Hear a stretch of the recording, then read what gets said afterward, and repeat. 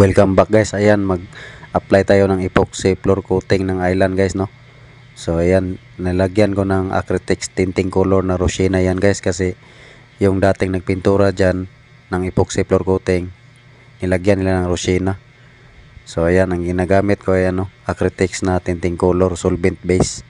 So yung tama-tama lang na parang mag-creamy siya, no, kasi yun yung unang ginamit ng unang pintor dyan.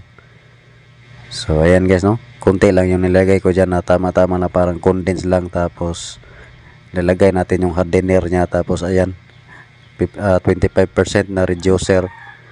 Tapos ayan, apply na natin sa sa plywood na sahig.